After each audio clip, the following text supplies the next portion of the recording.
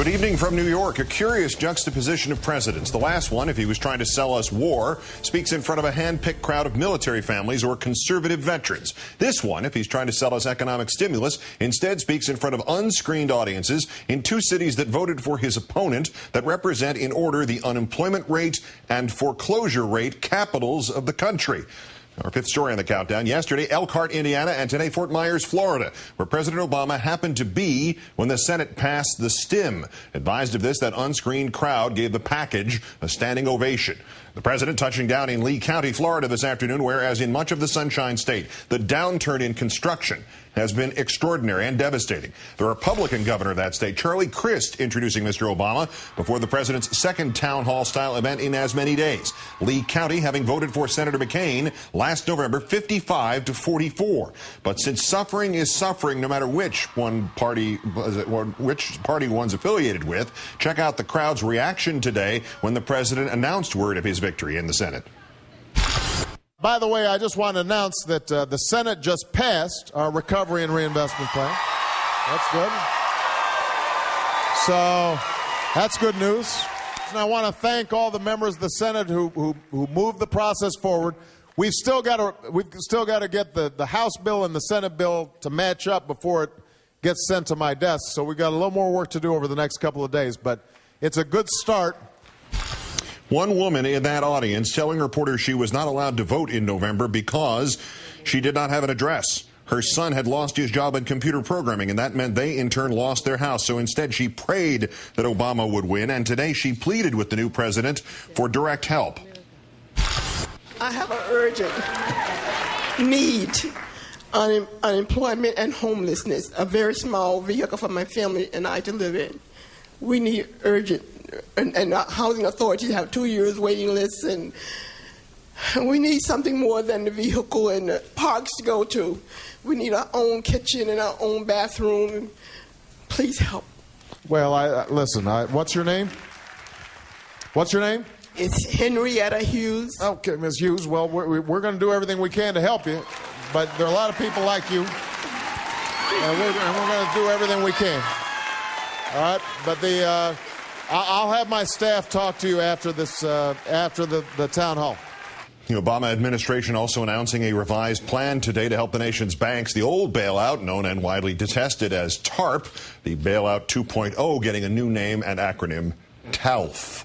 Treasury Secretary Geithner unveiling the plan today in the broadest of strokes with the thinnest of details. Among other things, the plan is supposed to create a fund that's part public, part private. At least the administration hopes for the private part to buy up bad assets from the banks. It also proposes regular stress tests to check on the health of financial institutions with a prescription of more taxpayer dollars for the sicker ones.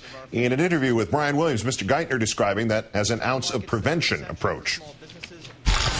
The lesson of this crisis here in this country, and I think it's true the lesson of financial crises around the world, is that governments tend to underestimate the ultimate cost and damage. They tend to move too late to try to address the crisis, and that makes the crises worse, more expensive, and more damaging. Our judgment is that it'll be cheaper over the longer term. It'll cost the taxpayer less over the longer term, and we'll see less damage to American business if we're more forceful up front in trying to put enough force behind this to help it get it to work.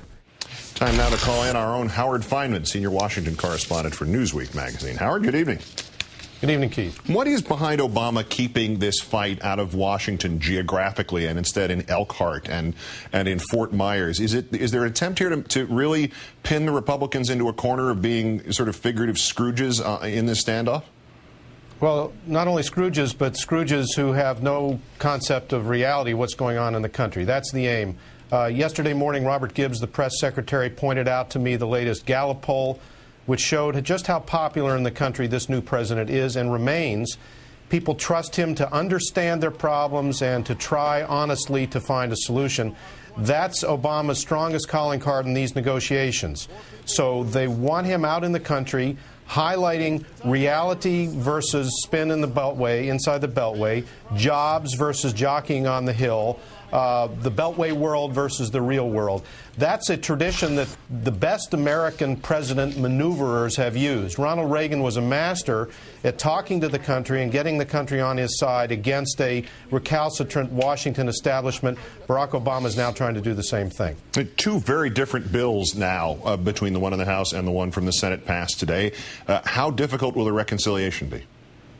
Well, it's going to be difficult. It's kind of like a Rubik's Cube. They're up there even as we speak, Keith. I was just talking to a Senate Democrat who said that right now there's a meeting going on to try to plan this conference that you mentioned. Harry Reid, the Democratic leader in the Senate, has taken the unusual step of putting himself on the conference committee. That doesn't usually happen. Right now, Harry Reid, Nancy Pelosi, the Speaker, and Rahm Emanuel, the White House Chief of Staff, who knows a lot about the Hill, are sitting in the Speaker's office trying to plan out this conference. But it's going to be very, very difficult to put all the political and financial pieces together. Something else about that conference committee. Is there a chance the administration is going to try to jam back in some things that were taken out to get those 3 Senate votes, Republican Senate votes? Sure, that's what I'm being told. The president is very interested in and insistent upon getting money back in there for the states and localities. That's in the House bill. That's not in the Senate bill. The Republican moderates who voted with the president said that wasn't stimulative. Barack Obama's point is these cities need to be saved from bankruptcy. Same with the states. He promised this to a lot of political leaders, both Republican and Democrat, and he's going to push for that. The president also wants to try to get that school construction money back in there, which the Senate doesn't have. My sense is that Rahm Emanuel and company are going to try to play hardball with some of the few Republicans who are supporting them by way of saying, look, if you don't give us some of that stuff back, then we may take out some of the tax measures that we put in, expecting to get more Republican support than we ended up getting. I think that's one of the things that's going on here, but it's a very delicate process to try to push the Republicans without losing them. And the other part of today's news, the bailout, that had been President Bush's problem and the obvious and biggest piece of his legacy, at least in the rearview mirror. But with the overhaul today and the plan announced by Secretary Geithner, did Obama just assume the ownership of the entire banking mess today? Is it now his problem? Well, I think so, and I think, unfortunately for him, he assumed ownership of it without having the ownership plan fully figured out. Tim Geithner is highly respected, I'm told, in the financial world and also around the world among diplomats and global economists, but he's not well liked here in Washington yet because of the way he ended up getting his job, and I think he's got to satisfy some skeptics here. But Barack Obama, by saying, judge me on the results today down in Fort Myers, assumed ownership of the whole thing. Howard Fineman of MSNBC and Newsweek. As always, Howard, great thanks.